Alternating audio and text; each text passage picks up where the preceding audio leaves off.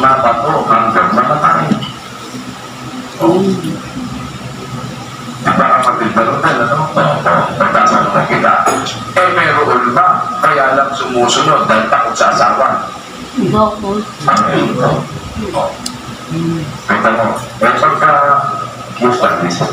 saksan ba tayo? Yes, darling. Yes, darling. Pagkapuloy ka? Yes, darling. Yes, darling. Ikaw ay mag-bautis mo. Ano yun? Ano nakapaloob kapatid namin?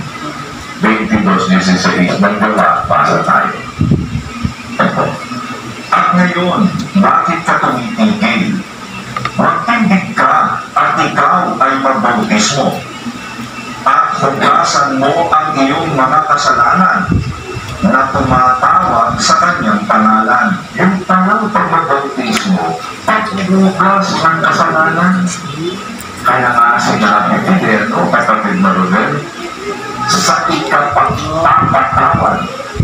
Ito yung palang baptismo, sabi doon sa Gospel 8 naman naggawa, sabi sa kanila ni Pedro, magsisi kayo, magbautismo ang bawat isa sa inyo sa pangalan ni Jesu Cristo sa ikapagpapatawad